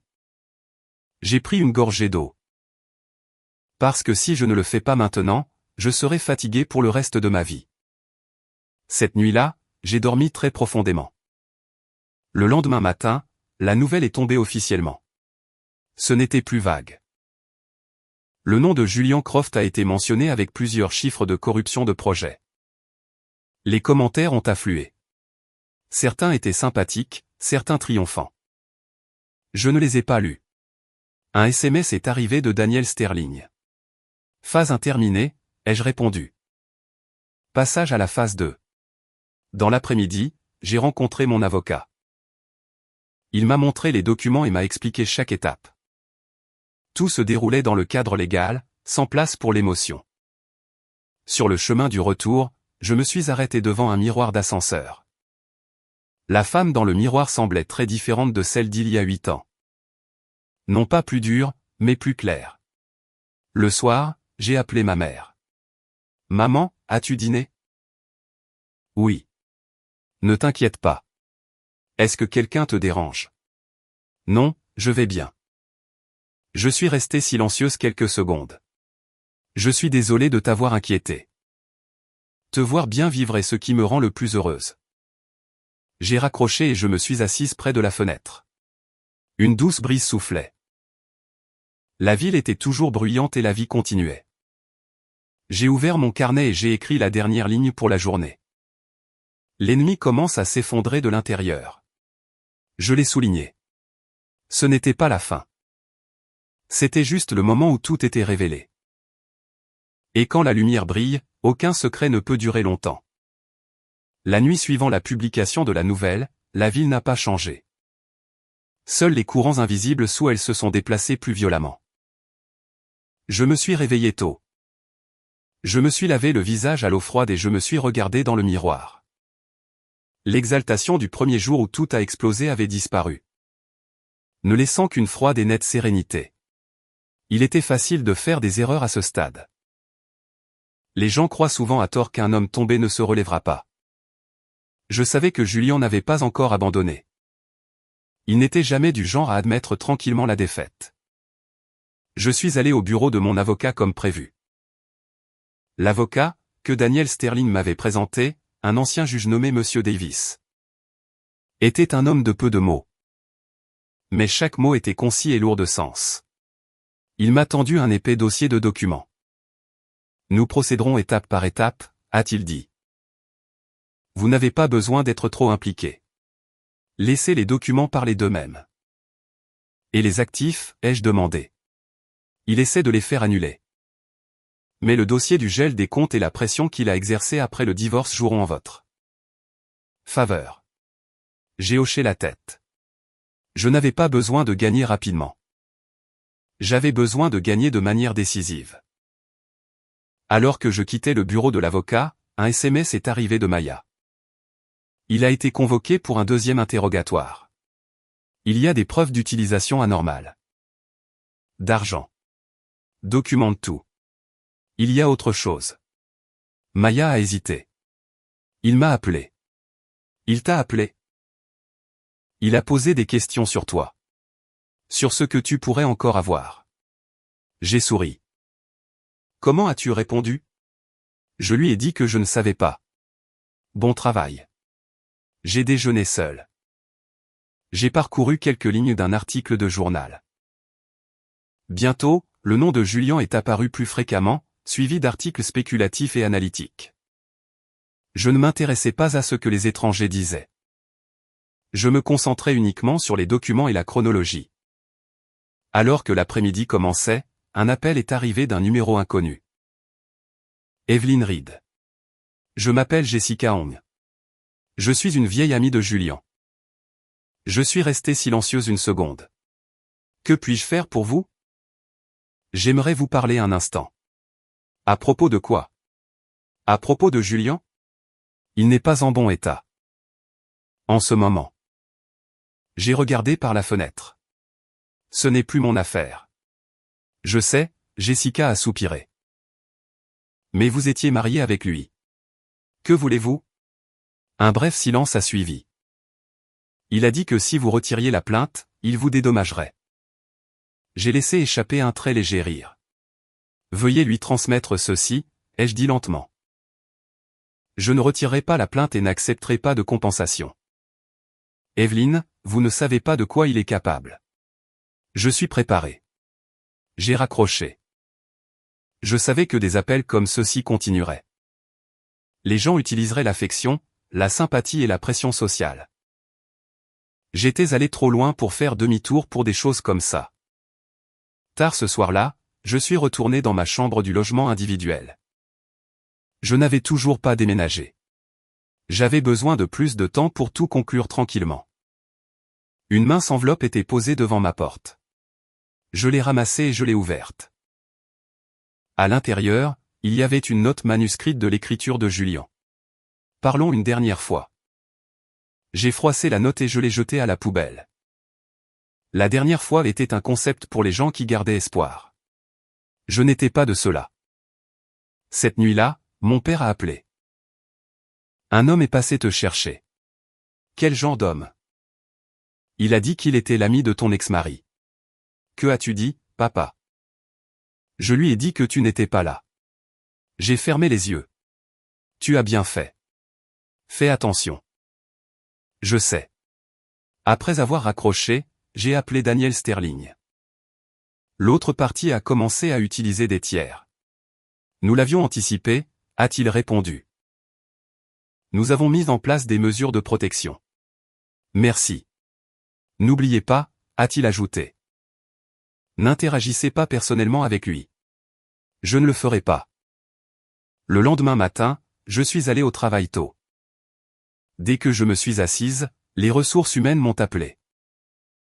L'équipe d'enquête a quelques questions supplémentaires. J'ai hoché la tête et je les ai suivis dans une pièce. 2 hommes étaient assis là. Leur voix était calme. Mademoiselle Reed, vous êtes l'ex-femme de Julian Croft. N'est-ce pas? Savez-vous quelque chose sur ces flux de trésorerie personnels? Je n'étais pas impliqué. Quand votre mariage s'est-il terminé? Récemment. Ils ont pris des notes et ont posé quelques questions supplémentaires. J'ai répondu sincèrement, sans rien ajouter ni retrancher. La vérité, lorsqu'elle est prononcée au bon moment, était une arme très puissante. En quittant la pièce, j'ai poussé un long soupir. Non par peur, mais parce que je savais qu'à partir de maintenant, tout était passé à un niveau différent. Il n'y avait plus de rumeurs ou de menaces vagues, seulement des documents et la loi. Dans l'après-midi, Maya a appelé. Sa voix était basse. Il a été placé en détention pour l'enquête. Je suis restée silencieuse. Evelyn, tu écoutes? Oui. Est-ce que je vais bien? Je vais bien. Je me suis levé et je suis allé sur le petit balcon du bureau. Le ciel était nuageux, mais il ne pleuvait pas. Ce soir-là, je suis retourné à mon logement individuel et j'ai fait mes valises. Je n'avais plus besoin d'être ici. J'avais joué mon rôle. J'ai regardé la pièce et j'ai touché le mur écaillé de ma main. Cet endroit m'avait vu renaître de rien. J'ai fermé la porte et je suis parti, tirant ma valise derrière moi. J'ai emménagé temporairement dans le petit appartement de Maya. Elle m'a fait du thé et a dit, « Evelyne, on dirait que c'est presque fini. » « Non, ai-je répondu. C'est encore le milieu. Qu'est-ce qui reste à affronter? Cette nuit-là, j'ai reçu un appel de Monsieur Davis, mon avocat. Ils ont proposé un règlement pour demain. Ils demandent d'alléger les conditions. Ma position est de ne pas régler, ai-je dit. Veuillez procéder comme prévu. L'avocat est resté silencieux un instant. Compris. J'ai raccroché et je me suis assise près de la fenêtre. Les lumières de la ville étaient visibles au loin. Je n'étais ni heureuse ni triste. Je sentais juste que j'étais sur la bonne voie. J'ai ouvert mon carnet et j'ai écrit une autre ligne. L'ennemi cherche une issue, mais la permission est refusée. Je l'ai souligné. Demain, j'affronterai le passé directement, non pas pour m'accrocher, mais pour fermer la porte. Le matin du jour où je devais le rencontrer est arrivé plus tôt que prévu. Je me suis réveillé alors que la ville était encore sombre. Assise près de la fenêtre de l'appartement de Maya. J'ai regardé les gratte-ciel enveloppés d'un léger brouillard. Auparavant, la simple pensée de revoir Julien m'aurait serré la poitrine. Mais pas ce matin. À l'intérieur de moi. Il n'y avait qu'un espace très calme comme la surface d'un lac après que tous les sédiments soient déposés. Monsieur Davis a appelé à 7 heures. Je vous verrai au bureau à 9 heures. L'autre partie a confirmé sa présence. D'accord, n'oubliez pas, a-t-il ajouté, ne répondez à rien à moins que je ne vous le permette. Compris. J'ai raccroché et je me suis habillé. La robe que j'ai choisie était d'une couleur neutre, pas flashy, donnant une impression nette et polie. Je ne voulais pas me faire remarquer, ni paraître faible. J'avais juste besoin d'apparaître comme une personne protégeant ses droits légaux après avoir quitté un mariage, ce qui correspondait à ma position. Sur le chemin du bureau de l'avocat, un SMS est arrivé d'un numéro inconnu. Evelyne, c'est moi. Je n'ai pas répondu. Lorsque la voiture s'est arrêtée devant le bâtiment, j'ai pris une profonde inspiration. J'avais imaginé ce moment d'innombrables fois, mais la réalité était différente. Il n'y avait pas de tonnerre, pas de cœur qui battait la chamade. Juste le bruit de mes pieds sur le froid pavé de pierre. La salle de médiation était au 5e étage. Quand je suis entré, Julien était déjà assis là. Il était visiblement plus mince, et ses yeux n'étaient pas aussi vifs qu'avant. Mais il essayait toujours de maintenir son ancienne confiance. À côté de lui était assis un jeune avocat avec un visage nerveux. Julien m'a regardé longtemps. « Tu es là. » J'ai hoché la tête sans répondre. Je me suis assise à côté de mon avocat. Monsieur Davis a posé un dossier sur la table et l'a étalé très calmement. La médiation a commencé avec des termes juridiques secs familiers. J'ai écouté et j'ai répondu quand on m'a posé des questions. Julien, lui, n'a pas fait de même. Il n'arrêtait pas d'interrompre, essayant d'injecter de l'émotion dans le récit. Elle connaissait très bien la situation de l'entreprise, a-t-il dit. Elle n'est pas étrangère à cela. Monsieur Davis l'a regardé droit dans les yeux. Veuillez présenter vos preuves. Julien a hésité. Je dis la vérité. La vérité exige des preuves, a répondu l'avocat. J'ai regardé Julien. À ce moment-là, j'ai clairement ressenti son impuissance. Non pas parce qu'il était sur le point de perdre, mais parce que pour la première fois, il ne pouvait pas accabler quelqu'un avec sa seule voix. C'était mon tour. Mademoiselle Reed, a dit le médiateur. Quel est le résultat souhaité de cette médiation? Je veux que tout soit traité conformément à la loi, ai-je répondu. Rien de plus, rien de moins. Si l'autre partie fait preuve de bonne foi, seriez-vous prête à retirer certaines de vos demandes? J'ai secoué la tête. La pièce est devenue silencieuse. Julien s'est tourné vers moi. Tu veux vraiment me pousser dans un coin? Je l'ai regardé très calmement. Tu y as marché toi-même. L'avocat adverse lui a chuchoté quelque chose. Julien a fermé les yeux une seconde, puis les a ouverts. Si j'accepte le règlement, peux-tu dire quelques mots en ma faveur? J'ai légèrement incliné la tête. Me demandes-tu une faveur maintenant? Il a forcé un sourire. Tu étais ma femme. Je suis restée silencieuse. À ce moment-là, 7 ans de souvenirs ont défilé rapidement. Les soirées où je me tenais derrière lui. Les moments où je recevais de l'argent de poche de sa part. Les nuits où il me faisait la morale sur la vie. Et j'ai juste écouté tranquillement. J'ai laissé tout cela partir et j'ai dit. C'est précisément parce que j'étais ta femme que je ne peux pas faire autrement. La médiation s'est terminée en 1 heure sans accord. Quand tout le monde s'est levé, Julien m'a bloqué à la porte. Evelyne, a-t-il dit à voix basse.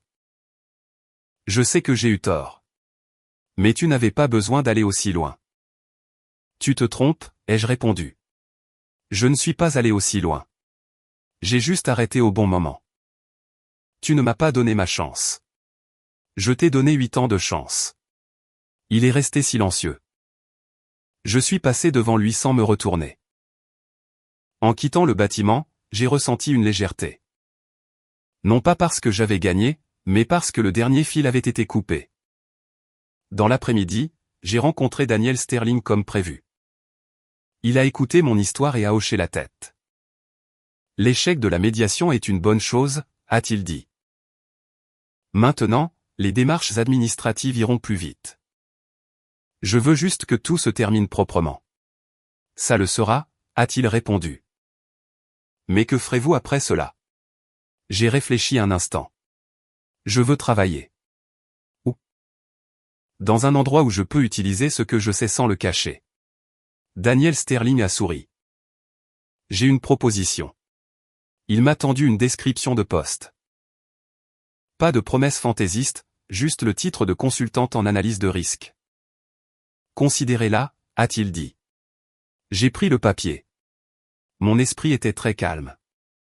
Cette nuit-là. Je suis retourné à l'appartement et j'ai ouvert la fenêtre pour laisser entrer la brise.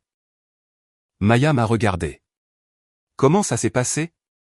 Une partie est terminée. Tu es triste? J'ai secoué la tête. Un peu de regret.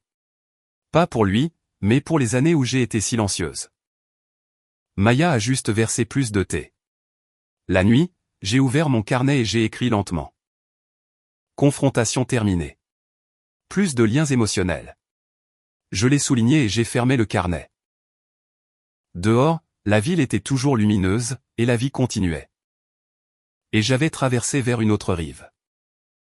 Les jours suivant la médiation se sont déroulés sur un rythme complètement différent. Fini les barrages d'appels, fini les messages mi-menaces mi-supplications. Ce silence n'était pas un vide terrifiant, mais le calme d'une machine passée en mode pilote automatique. Les documents avaient quitté mes mains et suivaient désormais l'orbite froide de la loi. Je n'avais plus qu'à observer. Il n'y avait pas besoin de se précipiter. J'ai commencé mon nouveau travail basé sur l'offre de Daniel Sterling. Il n'y a pas eu de fête de bienvenue, pas de grande célébration, juste un petit bureau. Un grand écran et une pile de rapports. J'aimais cette simplicité. Elle me permettait de me concentrer sur ce que je faisais le mieux. Lire les chiffres et entendre les voix qui se cachaient derrière. Le premier matin, je suis arrivé au travail tôt. Le bureau était encore vide. J'ai allumé mon ordinateur et j'ai parcouru les documents d'analyse de risque pour un projet en cours d'examen. J'ai lu très lentement, soulignant les divergences et prenant des notes en marge. Personne ne savait comment je travaillais dans la cuisine sous une lumière jaune pendant que Julien dormait. Tant que je le savais, c'était suffisant. Au milieu de la journée, Daniel Sterling est passé. Vous vous habituez au travail? Beaucoup. Il n'a pas posé d'autres questions, il a juste hoché la tête. J'aimais la façon dont il respectait les limites. Personne ici n'avait besoin de l'histoire de ma vie. Il voulait des résultats. À l'heure du déjeuner, Monsieur Davis, mon avocat, a appelé. Il y a une mise à jour, a-t-il dit. L'autre partie a déposé une requête pour modifier certaines clauses des documents. Ce n'est pas significatif, mais cela semble être une tentative pour gagner du temps. Il est peu probable que cela réussisse. Je vous fais confiance, Monsieur Davis. Veuillez me faire savoir s'il y a des progrès. Après avoir raccroché, je suis retourné à mon écran d'ordinateur. Le travail m'aidait à ne pas me laisser distraire.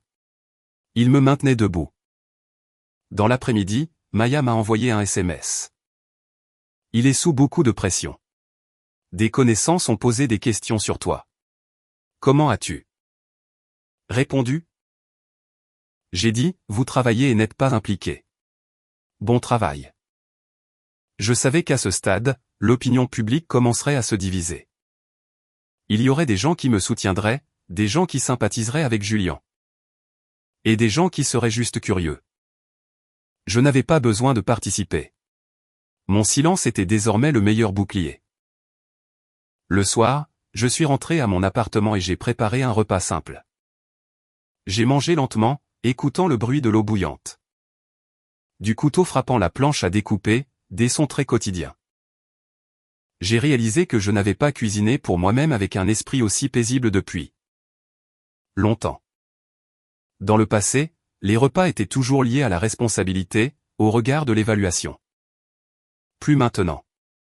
Après le dîner, j'ai appelé ma mère. J'ai commencé le travail. Le travail est-il correct? C'est bien. Prends soin de toi. Je le ferai. J'ai raccroché et je me suis tenu près de la fenêtre. Des voitures passaient dans la rue en contrebas.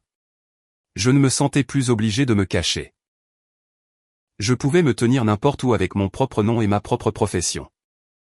Au cours des jours suivants, le rythme de ma vie s'est progressivement stabilisé. J'allais travailler le matin, partais l'après-midi, et lisais ou prenais des notes le soir.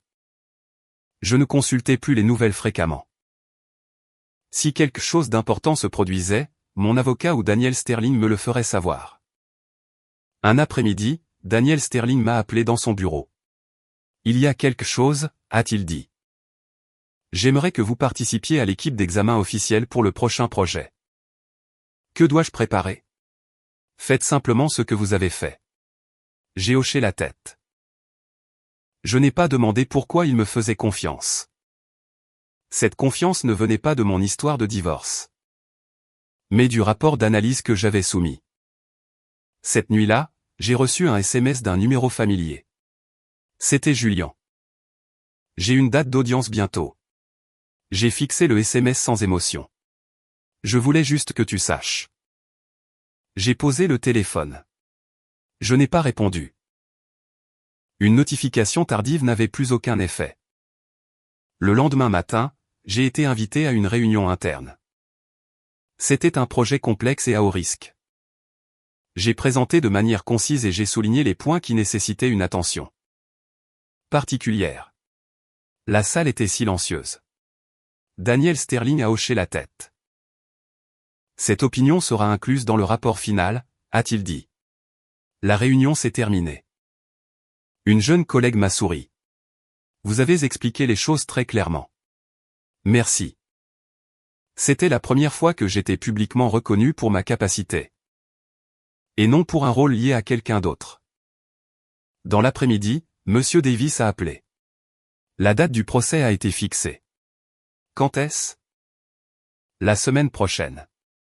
Dois-je y assister? Oui, mais ce sera très bref. Compris. J'ai raccroché et j'ai continué à travailler. Je ne me suis pas permis qu'une émotion interfère. Je l'avais appris. La nuit précédant le procès, je n'ai pas perdu le sommeil. J'ai organisé mes documents et préparé mes vêtements. Je ne souhaitais rien. Je voulais juste que tout se passe correctement. Le lendemain matin, je suis arrivé au palais de justice avec mon avocat. Le couloir était long, l'éclairage blanc. Julian était assis sur un banc en face de nous. Il m'a regardé. Ses yeux semblaient fatigués. J'ai fait un signe de tête très poli en guise de reconnaissance. Le procès s'est déroulé plus vite que prévu. Les documents étaient clairs, les preuves suffisantes. Lorsque le juge a lu le verdict, j'ai entendu chaque mot très clairement. Non pas parce que cela déterminait le destin de quelqu'un, mais parce que cela confirmait que ce que j'avais traversé n'était pas mon imagination. Alors que nous quittions la salle d'audience, Julian a appelé mon nom. Evelyne. Je me suis arrêté. Je suis désolé. Je l'ai regardé. Les excuses étaient tardives, mais pas dénuées de sens. Elles n'avaient juste plus aucun effet. Je les accepte, ai-je dit. Mais je ne reviendrai pas. Il n'a rien dit de plus, il a juste hoché la tête. Je suis sorti. Le temps était clair. J'ai pris une profonde inspiration. Il n'y avait pas d'applaudissements, pas de moment dramatique. Juste une conclusion qui avait trouvé sa juste place. Dans l'après-midi, je suis retourné au bureau et j'ai continué à travailler. Daniel Sterling m'a vu et a dit brièvement « Félicitations. Merci ». Ce soir-là, je suis rentré chez moi et j'ai ouvert mon carnet. J'ai écrit la dernière ligne pour la phase 2. Procédure judiciaire terminée. Nouvelle vie commence. Je l'ai souligné et j'ai fermé le carnet. Dehors, les lumières de la ville se sont allumées. Je n'étais plus au bord du précipice. J'avais fait un pas à l'intérieur de mes propres 2 pieds.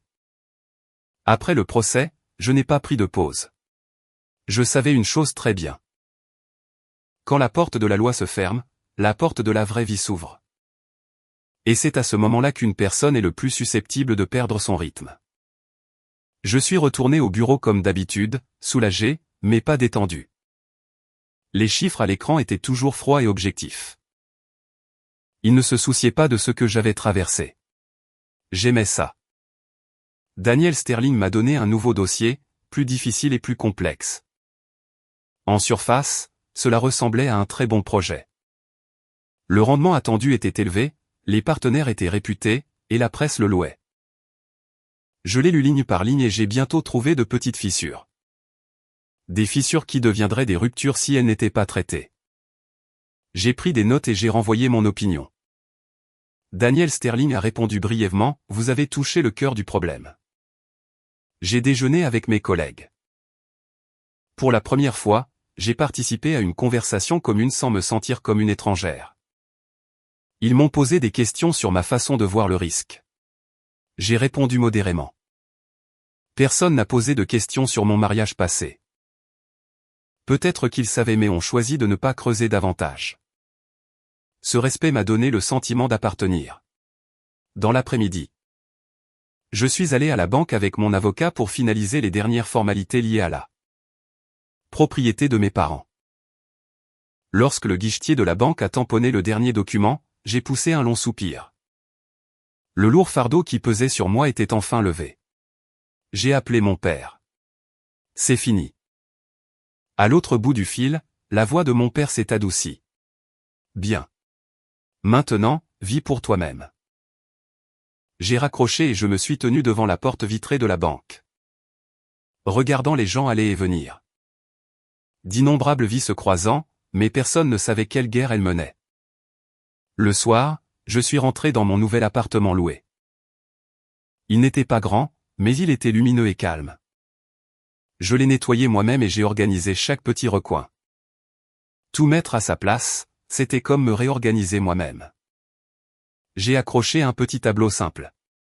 Je n'avais pas besoin de grand-chose. Cette nuit-là, j'ai fait un étrange rêve. J'étais dans l'ancienne cuisine de mon ancienne maison, mais il n'y avait personne. Pas de voix, pas de regard. Je me suis réveillé et j'ai réalisé que je ne craignais plus les souvenirs. Les souvenirs faisaient maintenant partie de moi, pas des chaînes.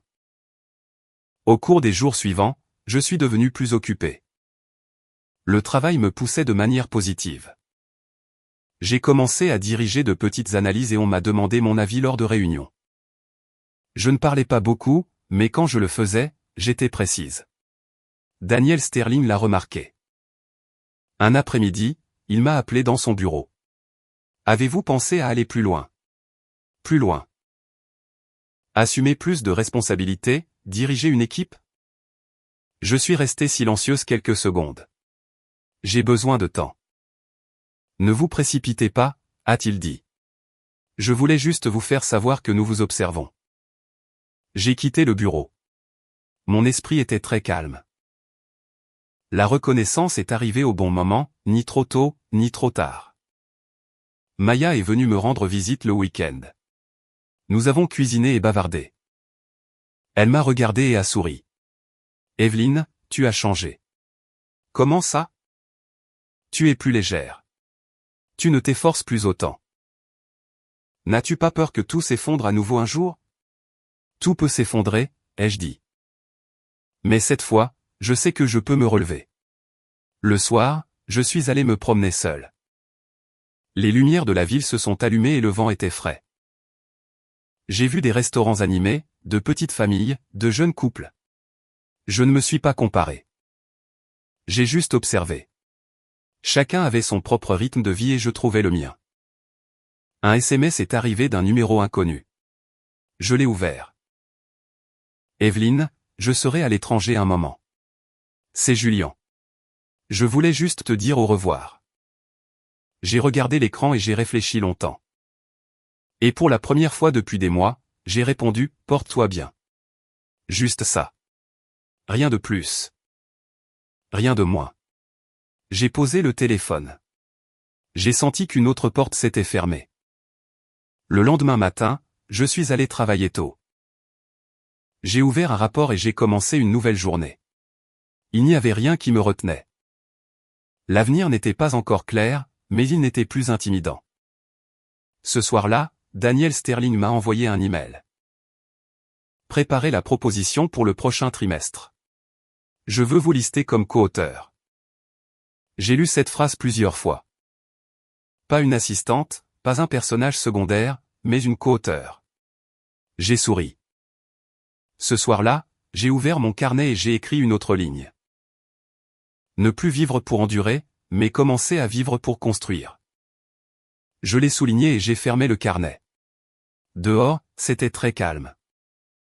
Je me suis assise près de la fenêtre en buvant du thé et j'ai laissé ce calme s'infiltrer dans chaque souffle. Je ne savais pas ce que l'avenir me réservait. Mais je savais que j'avancerais sur ces mêmes deux pieds qui avaient autrefois tremblé mes nœuds. C'était pas effondré. J'ai commencé le nouveau trimestre avec un état d'esprit complètement différent. Je n'étais plus une marginale, plus quelqu'un qui devait prouver son existence. J'étais membre de l'équipe et, plus important encore, une personne responsable. Daniel Sterling m'a confié l'analyse des risques d'un grand projet d'infrastructure dans le Midwest. L'ampleur de ce projet rendrait n'importe qui nerveux. C'était un projet de grande envergure, à long terme et impliquant de multiples parties prenantes. Je savais que c'était non seulement un défi professionnel, mais aussi un test de mon courage. Mon équipe était petite, la plus jeune avait 26 ans, le plus âgé 33 ans. Lors de notre première réunion, ils m'ont regardé avec un mélange de curiosité et d'évaluation. Je n'ai pas fait de longue introduction. J'ai dit une seule chose. Nous travaillons avec des données et de la responsabilité, pas avec des émotions. L'atmosphère dans la pièce a changé instantanément. J'ai délégué des tâches, écouté les opinions et posé des questions. Je n'ai pas forcé. Je les ai guidés pour voir le problème sous de multiples angles. Lorsque la réunion s'est terminée, je savais que j'avais choisi la bonne approche. Au cours des jours suivants, j'ai travaillé plus que d'habitude. Non pas parce que je devais le faire, mais parce que je le voulais. J'ai lu des rapports tard dans la nuit, vérifiant chaque hypothèse et chaque chiffre. Parfois j'étais fatigué, mais c'était la fatigue agréable de quelqu'un qui construit. Pas qui endure. Un après-midi, alors que je révisais un rapport d'analyse, Daniel Sterling est passé. Vous vous habituez à votre nouveau rôle? Il y a encore beaucoup à apprendre. Bonne réponse. Il a jeté un coup d'œil au brouillon sur mon écran. Quel est, selon vous, le plus grand risque? Ce n'est pas financier, ai-je répondu. C'est la gestion. Si nous ne pouvons pas contrôler les intérêts enchevêtrés, tout dérapera. Daniel Sterling a hoché la tête. Correct. Continuez dans cette direction. Je savais que la confiance se construisait petit à petit, non par des mots, mais par le travail. Pendant ce temps, ma vie personnelle s'est également progressivement stabilisée. Je me suis habitué à mon petit appartement et à mes soirées tranquilles. Je ne vérifiais plus mon téléphone à chaque fois qu'un message étrange arrivait. Je ne sursautais plus à la vue d'un dos familier dans la rue. Mon corps avait appris à se détendre à nouveau. Un soir de week-end, je suis allé chez mes parents. Un dîner simple, un ragoût de poisson, des légumes à la vapeur. Mon père m'a posé des questions sur le travail, ma mère sur mes repas. Personne n'a mentionné Julien. Ce silence était un cadeau. Après le dîner, je me suis assise sur le porche, écoutant le bruit des insectes. Mon père m'a versé du thé et a dit lentement, « Tu vas bien ?» J'ai regardé mon père. J'ai juste fait ce que je devais faire. Tout le monde n'a pas le courage. Je n'ai pas répondu. Être courageux ou non est parfois juste un choix entre souffrir une fois ou souffrir très longtemps. De retour en ville, j'ai reçu une invitation à un séminaire professionnel. Daniel Sterling a suggéré que je présente une petite partie. J'ai hésité puis j'ai accepté. Parler de risque et de gestion devant des gens était ce que je faisais discrètement auparavant. Maintenant, je le ferai publiquement. Le jour du séminaire. J'ai porté une tenue simple et je suis monté sur scène avec un rythme cardiaque régulier. Je n'ai pas dit grand-chose. J'ai parlé clairement. J'ai donné des exemples, j'ai analysé et j'ai conclu. Lorsque la présentation s'est terminée, la salle est restée silencieuse pendant quelques secondes. Puis des applaudissements ont éclaté. Ce n'était pas fort, mais c'était suffisant. Ensuite, un homme d'âge moyen s'est approché et m'a serré la main. Une présentation très réaliste. J'aimerais collaborer s'il y a une opportunité. J'ai hoché la tête. De nouvelles portes s'ouvraient, pas en toute hâte, mais sûrement. Cette nuit-là, je suis rentré très tard. Je me suis assise près de la fenêtre et j'ai ouvert mon carnet. Je n'écrivais plus sur Julien. Maintenant, les entrées concernaient l'orientation du travail, les choses que je voulais apprendre. J'ai réalisé que lorsqu'une personne ne regarde pas en arrière, elle avance naturellement plus vite. Une semaine plus tard, j'ai reçu un appel de Monsieur Davis. L'affaire est complètement close. Merci. Voudriez-vous avoir des nouvelles de l'autre partie? Non, ça va. L'avocat est resté silencieux un instant. Vous êtes l'une des rares personnes que j'ai vu pouvoir se retirer d'une affaire sans rancune. J'ai souri parce qu'une rancune est trop lourde à porter. Après avoir raccroché, j'ai senti qu'un cercle s'était fermé. Non pas parce que j'avais gagné, mais parce que je n'étais plus entraîné. Au bureau, mon équipe a terminé le premier rapport. Je l'ai soumis à la direction. Daniel Sterling a répondu le même jour. Bon rapport. Procédez comme proposé. J'ai lu l'email. Mon esprit était très calme. Le soir, Maya a appelé. Evelyne, tu es si occupée ces jours-ci. Oui.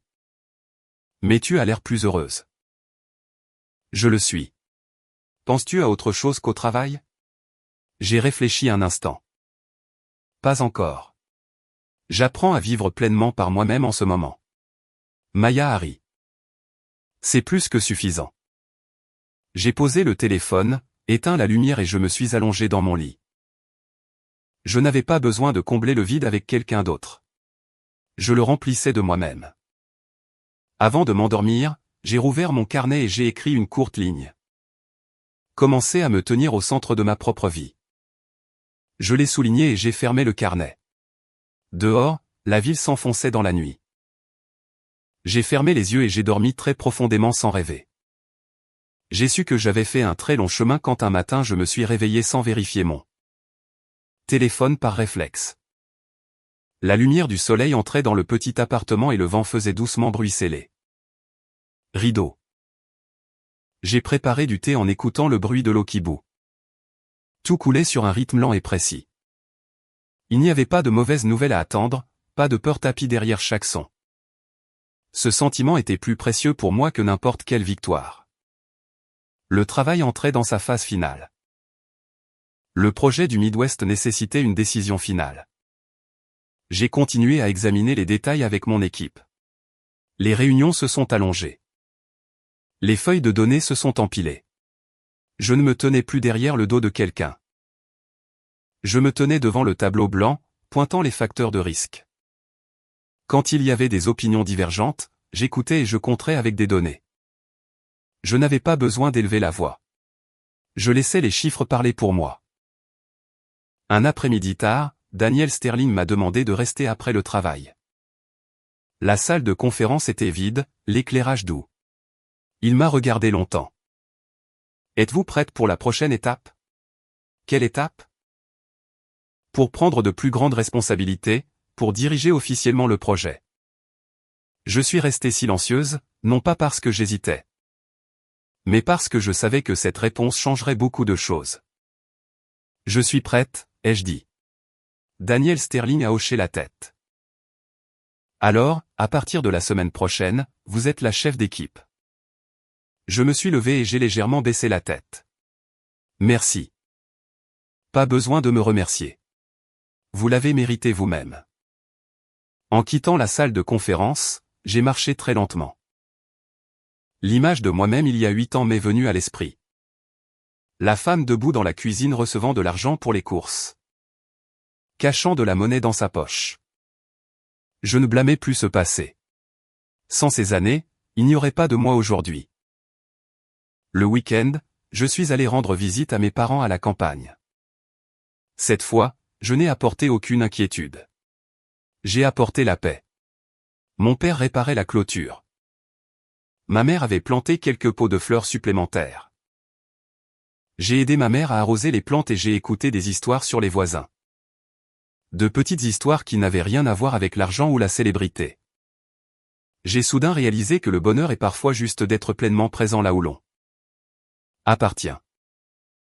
Le soir, mon père a demandé, « Penses-tu à acheter une maison ?» J'y pense. Ne te précipite pas. Tant que tu as un endroit où revenir, j'ai hoché la tête. La ville me semblait différente quand je suis revenu. Non pas plus intimidante, mais plus comme un endroit où je pouvais construire des choses. Ma place, mon travail, ma vie. Ma promotion a été annoncée discrètement. Je n'ai pas eu de grande célébration, juste un nouveau bureau et une équipe plus grande.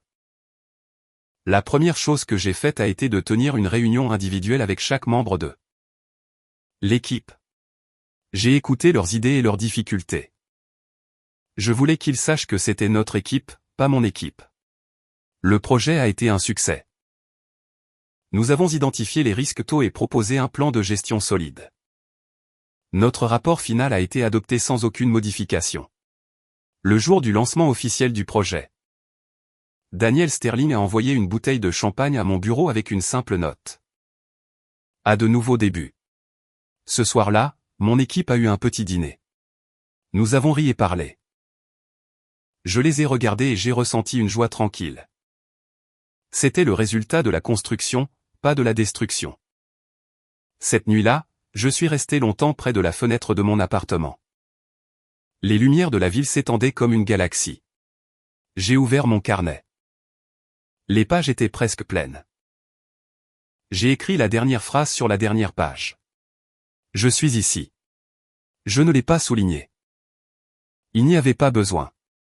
J'ai fermé le carnet. Il avait rempli son rôle. Je n'avais plus besoin d'enregistrer chaque étape pour prouver que j'étais en vie.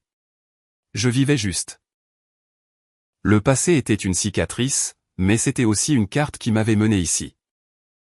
J'ai rangé le carnet dans un tiroir. Dehors, la ville était calme, et j'étais en paix. Une paix profonde et solide que j'avais construite de mes propres mains.